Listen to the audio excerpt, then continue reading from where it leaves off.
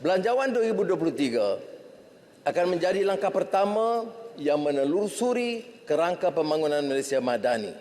Pembentangan hari ini menumpukan pada 12 ikhtiar utama berlandaskan 3 tekad, iaitu pertama, pemacuan ekonomi yang terangkum dan mampan.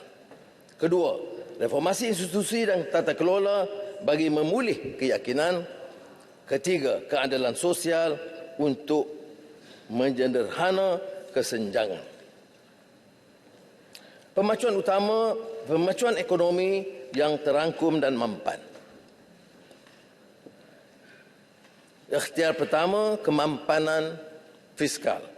Pentadbiran ini bertekad atas prinsip bertanggungjawab untuk mengawal kedudukan fiskal termasuk menangani permasalahan hutang dan pada masa yang sama terus menopang pertumbuhan ekonomi terangkum dan mampan. Pertama, dasar fiskal mengembang. Analisa Bank Dunia dan Fitch menganggarkan pertumbuhan KDNK negara tahun ini diunjur pada kadar 4% mengambil kira tinjauan ekonomi global yang mencabar. Meyakini prospek ekonomi domestik yang semakin mengukuh, kerajaan mengunjurkan bahawa pertumbuhan ekonomi adalah sekitar 4.5%. Malah mengambil kira ikhtiar untuk melaksanakan pembaharuan dan reformasi pentadbiran. Saya yakin insya-Allah negara akan melepasi unjuran KDNK 4.5%. Tentunya ini didorong langkah tuntas belanjawan 2023 yang akan memacu pertumbuhan lebih mampan selain keyakinan pelabur antarabangsa yang kembali merancakkan ekonomi negara. Kerajaan menjangkakan kutipan hasil berjumlah 2023 berjumlah 291.5 bilion ringgit ketimbang 294.5 bilion ringgit pada tahun lalu. Namun ini belum mengambil kira sumber hasil tambahan yang saya yakin akan meningkat dan akan diumum dalam beberapa minggu ini, yang tentunya akan mencecah lebih daripada unjuran yang saya umumkan pada hari ini. Pentadbiran ini mengambil pendekatan dasar belanjawan 2033 yang mengembang sebagai usaha mendukung pertumbuhan ekonomi supaya limpahannya dapat dinikmati oleh semua rakyat. Belanjawan 2023 memperuntukkan 388.1 bilion ringgit dengan 289.1 bilion ringgit untuk belanja mengurus, 99 bilion ringgit bagi belanja pembangunan, termasuk 2 bilion ringgit simpanan luar jangka. Selaras dengan dasar fiskal mengembang, peruntukan pembangunan ditingkatkan kepada 97 bilion ringgit, tidak termasuk 2 bilion simpanan luar, ketimbang 71.6 bilion ringgit tahun lalu. Peningkatan ini adalah untuk menumpukan program membasmi kemiskinan, baik pulih prasarana awam dan desa. Dengan pembaharuan tata cara perolehan kerajaan, akan dipastikan perbelanjaan tambahan ini dimanfaatkan sepenuhnya untuk kepentingan rakyat. Kedua, mengawal paras hutang. Atas prinsip pertanggungjawaban, kerajaan mengurangkan defisit fiskal 2023 daripada 5.6% tahun sebelumnya kepada 5% tahun ini. Kerajaan bertekad untuk mencapai tahap defisit fiskal yang mampan dalam jangka masa sederhana dengan sasaran 3.2% kepada KDNK menjelang 2025 tertakluk kepada pertumbuhan ekonomi yang kukuh. Bagi mengekang peningkatan hutang, pinjaman baru mestilah lebih rendah dan sebaik-baiknya hanya untuk membayar pembangunan yang membawa pulangan sedampak langsung kepada rakyat. Rang Undang-Undang Tanggungjawab Fiskal akan dibentang ke Parlimen pada tahun ini.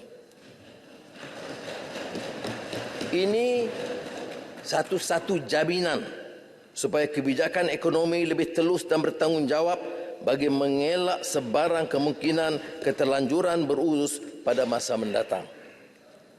Ketiga, meningkatkan hasil negara.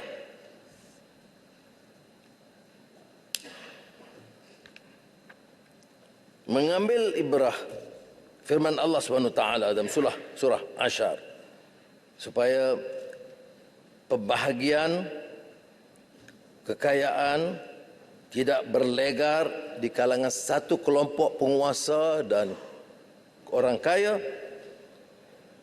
maka pentadbiran ini komited menegakkan keadilan sosial.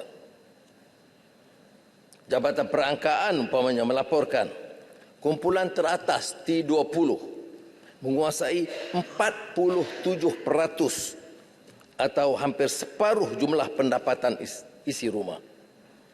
Dari sudut tabungan kumpulan wang simpanan pekerja KWSP, kumpulan T20 memiliki 80% daripada keseluruhan jumlah simpanan KWSP.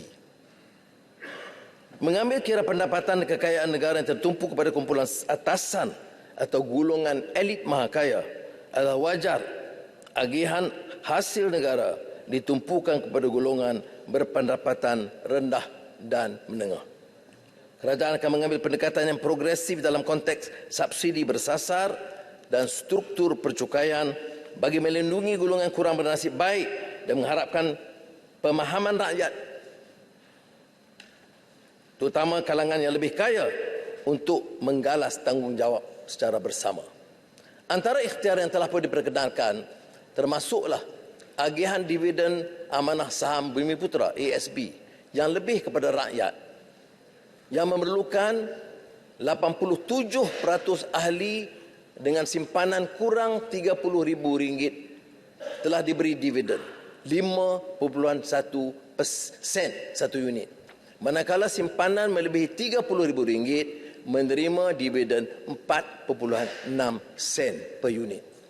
Ini sama dengan pendekatan kita, berbeza dengan kefahaman pentadbiran lalu di mana tidak menaikkan tarif elektrik kepada rakyat terbanyak. Tetapi tarif elektrik itu lebih bertumpu kepada golongan atasan yang kaya. Dan begitu juga kita kecualikan penggunaan domestik, PKS dan sektor makanan dan pertanian. Kerajaan belum bercadang melaksanakan cukai Goods and Services Tax GST. Dalam keadaan rakyat terbanyak yang masih susah, inflasi makanan melebihi 5%, kadar upah yang masih rendah, maka ternyata saat ini bukanlah ruang dan masa yang sesuai untuk kita memperkenalkan GST dan melaksanakannya. Kerajaan mengambil pendekatan lebih progresif sebagai langkah baru meluaskan asas cukai kepada mereka yang mempunyai kemampuan. Kerajaan bercadang untuk memperkenalkan cukai barangan mewah mulai tahun ini dengan had nilai tertentu mengikut jenis barang mewah, jam tangan mewah, barang fashion mewah dan segala-galanya yang mewah itu harus dicukai sepatutnya. Selaras dengan amalan terbaik antarabangsa, kerajaan akan mengkaji untuk memperkenalkan cukai keuntungan modal bagi pelupusan saham tidak tersenarai oleh syarikat mulai tahun 2024. Ini juga menyentuh kepentingan golongan yang kaya di dalam kategori cukai saham yang tidak disenarai. Kerajaan akan mengadakan sesi libat urus bersama pihak berkaitan untuk meneliti perincian pelaksanaannya untuk tahun 2024. Kerajaan juga bercadang mengenakan duty excise kepada produk cecair atau gel mengandungi nikotin yang digunakan untuk rokok elektronik dan vape. Walaupun vape ni bernikotin masih tidak sah di sini undang-undang, hakikatnya ia telah dijual berleluasa dan dianggarkan bernilai lebih 2 bilion ringgit. Alangkah baiknya sekiranya dikawal selia dan dikenakan cukai supaya tidak menggalakkan penggunaan vape. Kerajaan menyokong Ikhtiar Generational Endgame GEG dan bersetuju supaya separuh daripada hasil daripada duty excise ini akan diperuntukkan semula kepada Kementerian Kesihatan sebagai usaha meningkatkan kualiti perkhidmatan kesihatan dan kempen anti rokok, anti arak yang berkesan.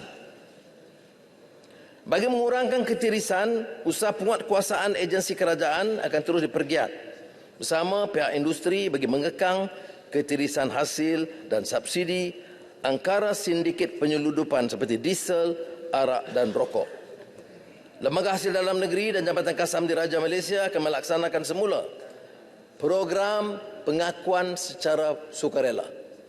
Melalui program ini, pengampunan ke atas penalti 100% akan diberikan bagi mereka yang membuat pengakuan sukarela membayar cukai mulai 1 Jun 2023 hingga 31 Mei 2024.